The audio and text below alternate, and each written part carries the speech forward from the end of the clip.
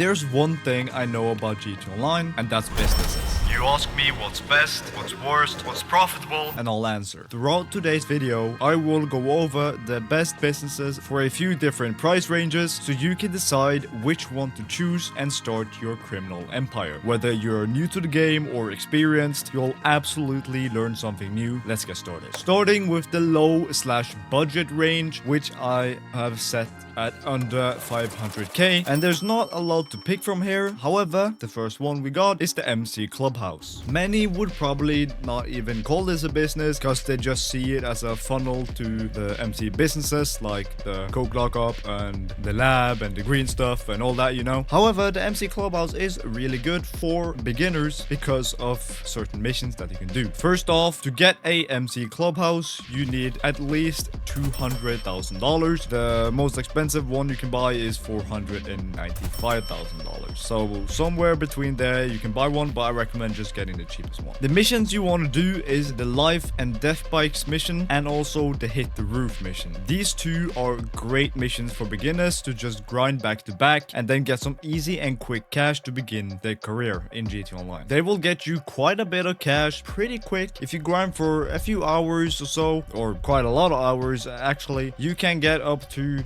$1 million, and when you're around there you can start looking at other businesses. So I wouldn't really recommend grinding these missions when you get other better businesses. However, as a beginner, this is definitely almost the best business you can get. You also of course get access to the MC businesses that they are generally called, which can get you pretty decent passive income, especially if you don't have any other passive businesses. Then the MC businesses can be a pretty great starting point. Next one on the budget list is a small crate warehouse. Now these costs anywhere from 250k to 400k, and they can hold up to 16 crates. It's not a lot, however it's something to get you started, and if you grind up to 16 crates you can sell it pretty easily solo and also in the full public lobby, meaning you will get pretty decent money for not that much grinding. It's pretty decent in my opinion, and I would recommend doing it if you don't like doing the MC Clubhouse or you just want to do something else. Then getting a small crate warehouse is great. Bear in mind you do need the office. However, the reason I'm not including the office in the price here is because of 99% of you will already have the office for free. If you have the premium version of GTA 5, you'll get it for free. If you are on next gen consoles, you'll get it for free if you so choose it in the career builder. If you choose something else, of course you won't get it, but you can get it for free in the career builder and then just buy a small crate warehouse when you got enough money for that. Now that was the starting point. Moving on to the medium range, this is anything under $1.5 million, so $1 million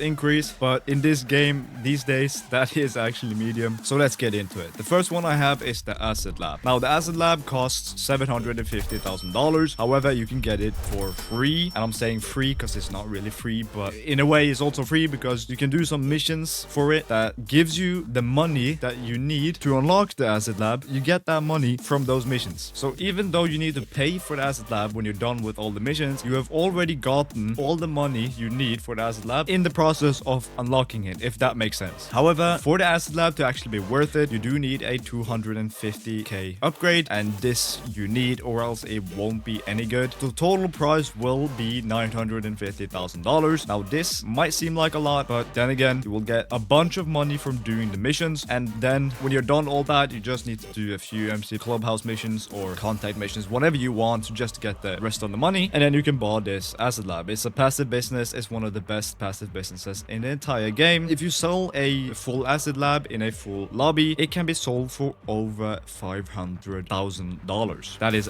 one sale. It doesn't take long for it to fill up as well. It's very solo friendly considering you will always get just one delivery vehicle. Next on the list is a medium crate warehouse. Now this is basically the same as the small crate warehouse, though it can hold 42 crates at one time instead of only 16, which means you can get better bonuses by then selling more crates at one time. You see, how it works in the crate warehouses is that the more crates you're holding, the more thresholds you're reaching, the better bonuses you will get. So if you have 42 crates, you'll get much more for each one of those crates instead of having 16 crates, if that makes sense. You can buy a medium medium warehouse for anywhere between $880,000 up to $1,070,000. Next on the medium list is the bunker. The bunker, you can buy the bunker for anywhere between $1.1 million up until $4 million. Now, I do recommend buying the True Match bunker location, which is $1.65 million. So it's 150k over the budget for the medium range. You might choose to not buy that because of that. However, the alternative to this is buying the Palito Bay location, and I strongly advise not buying this location because it's absolutely horrible and you will regret your decision for every sale and every mission you do from that bunker. It will take so much longer, and if you know one thing about GTA, then you know that time is money. You want to use the least amount of time for the money you get. So having the Palito Bay location will not save you that 500k that you use instead of the that you save instead of the True Match bunker. That will not utilize you in the long run. So I would recommend buying the True Match bunker, but you do it with that how you want. Anyway, it's a really good passive business and it will earn you pretty consistently a lot of money passively while you do other stuff in the background. Now, last in the medium range is the hangar. You can buy the hangar for anywhere between $1.2 million up until $5.6 million. The hangar is a pretty good business these days. It offers good profitability, especially when it's on double money, which it is pretty often, to be honest. For $1.2 million, you can buy the cheapest hangar, and what it gets you is the LSI hangar A17 location. Do I recommend buying this location? Not really, as the Fort Zancudo hangars are much better since the missions you will be doing will mostly be north on the map. However, the LSIA location is still viable and will earn you good money until you can afford something else. So if you want to do something else, if you want a active business, because the hangar is an active business, this is where you work for the money that you get actively, then go ahead and buy the LSIA hangar. However, if you're not really feeling it, you can save up until you can get one of the military base, or otherwise known as Fort Zancudo, because they are quite a bit better in terms of location and missions. Now, moving into the high/expensive range. This is everything above $1.5 million and also kind of the best you can buy in terms of businesses in GTA Online. Now, the first one we have on the list is the arcade. You can buy the arcade for $1.2 million up until $2.5 million. Now, although you can buy an arcade location for $1.2 million, I do not recommend doing that. If you buy the cheapest arcade, you'll get the Palito Bay location, which is absolutely horrible. It will slow you down massively when going through the setups and heist, so do yourself a big favor and buy the arcade located in La Mesa. The base price is $1.875 million, but it will definitely be worth it. You'll save so much time by just having this La Mesa location instead of the shitty Palito Bay location. If I see one of you guys having the Palito Bay location, I will personally sell your fucking account. I'll personally sell your account. Now, the second thing about the arcade that is so good is the passive income you can get. Now, you can buy arcade machines that you can put in your arcade, which means that the arcade earns you passive income in the background. The more machines you buy, the higher the profits you get from the safe, making it a pretty consistent revenue source. It will not get you a lot of money. You can actually buy just one machine and then fill the entire arcade with that one machine, and it will still count as you having all the machines. So make sure to just do that if you don't have the money to just buy different ones. Now, obviously, the arcade is the home for the casino heist. This is where you do the planning and execution for the Diamond Casino heist, which is, of course, one of the most lucrative activities or heists in GTA Online. You do need to be 2 people to do this heist. However, it's really good. It's borderline better than the Cayo Perico heist if you do it correctly. If you need a guide on the casino heist, I have a guide on all 3 of the approaches. You can check it out in the top right corner of your screen right now. That will show you everything you need to know. A little bonus is that you also get a garage with the arcade, so you can get all your vehicles in there and some garage space. Speaking of the Cayo Perico heist, next on the list is the Kosatka. And the Kosatka submarine costs $2.2 million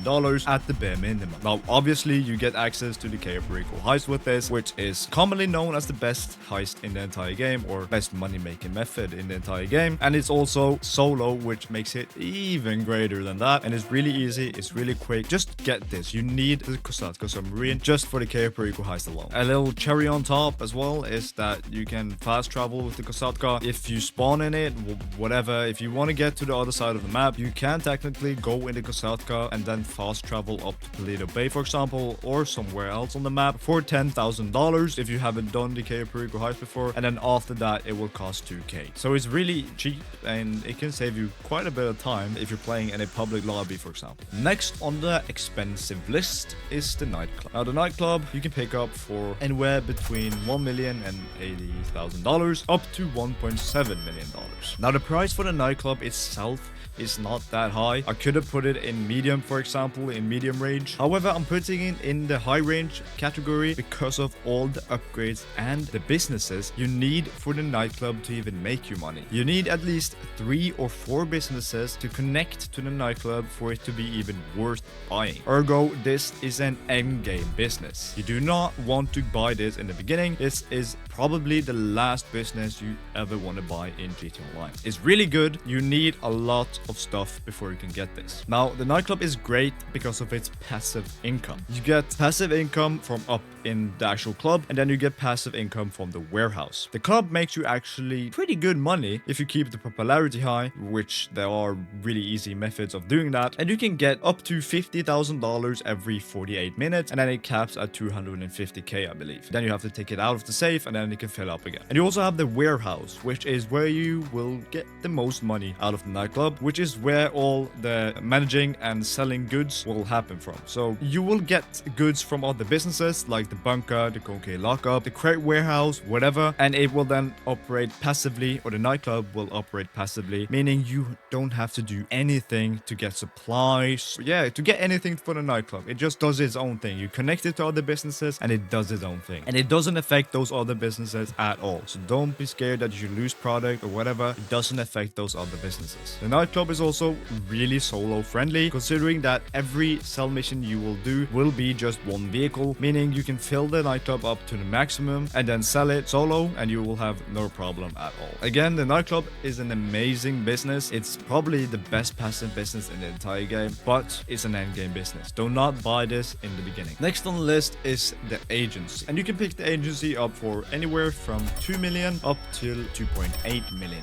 By buying the agency, you get access to VIP contracts like the contract storyline featuring Dr. Dre, which will then give you $1 million when you're done with all the story missions, as well as you will get money for each story mission that you do, and quite a bit actually because of the awards in GTA Online. Adding to that, you will get a pretty steady passive income from the wall safe in the agency. This depends on how many contracts you have done, not talking about the storyline but the other contracts, which will then increase your daily earnings for every contract you do. So you can get it pretty high and get quite a bit of passive income every 48 minutes if you just do quite a bit of those contracts. Now, those security contracts does also pay quite a bit and they can be done really easily solo. It's a great grinding business if you so choose to do that, and the missions aren't tedious or very repetitive at all. They're pretty fun actually. You get a personal armory where you can buy cheaper weapons, cheaper armor, cheaper ammo, whatever. You also get a vehicle workshop, which is the only place you can get Imani tech on your vehicles. By doing that, you can get unique features like the missile lock-on jammers or remote control capabilities. A lot of stuff. It's really nice just because of that. So generally, the agency is an excellent return on investment because there's so much to do and you get so much with it. It's a really nice business and I would almost recommend getting it quite early. Next on the list is the auto shop. Now, the auto shop costs anywhere between $1.6 million up until $1.9 million. By buying the auto shop, you get access to, let's call it mini heists. They're called contracts, but they're basically mini heists. You got 2 setups and 1 finale. These are simple, fun, and they also pay well. They are great for beginners. You can do them solo or you can do them with friends if you want it to go quicker or have more fun. There's a bunch of them and they all pay really decently. However, I recommend doing the Union Depository heist if you want to get the most money, because obviously that just pays out the most. You also get a vehicle repair and delivery service, which can get you pretty alright income if you do it every 48 minutes, which is when a new vehicle will spawn there for you to customize. I don't use it that much, but I use it once in a while and it can actually get you quite a bit of money. And of course, since it is an auto shop, you also get a pretty big garage offering space for multiple cool vehicles, and you can also customize them in your shop. You can buy the auto shop pretty cheap, which means that you can earn a bunch of money really quickly. The cooldowns on it is not that much. You can basically do the contracts back to back. You can do some delivery service stuff, and you will get a pretty quick ROI on this investment. Now, the next business and the last one on this list today is the large crate warehouse. And this is quite different from the other crate warehouses that I've talked about, because with this one, there's a specific method to get absolutely bonkers amounts of money. Now, the large crate warehouse, you can pick up anywhere between 1.9 million up until 3.5 million dollars. And with a large crate warehouse, you can store up to 111 crates. So the method here is that you could just get it up to 111 crates and then sell it. You would get millions of dollars, but it would take quite a long time to actually source those crates if you did it solo. However, if you just source all the crates and then you keep them there, you don't sell them, you just keep them there in the crate warehouse until the crates go on a double money week, which means you will get a bunch of money for those. If you then sell that 111 crates warehouse in a public lobby with 25 or more players, you will get millions upon millions for that one sale. I promise you, it's absolutely busted. It's a method that I use and I've used before. I've had 5 large crate warehouses and I've gotten over $20 million in one day. It's absolutely insane if you can pull it off. So I would definitely invest in some large crate warehouses and just keep them in the background. Just let them sit there until the crates go on double money, and then you sell it all. You know what? Now you know almost as much as I do about businesses in this game. Just almost. If you want to learn more, you can check out my 50 beginner tips video where I go through tips for absolute beginners as well as tricks for some more experienced players. Subscribing and leaving a like would also help out greatly. God bless and thank you for watching.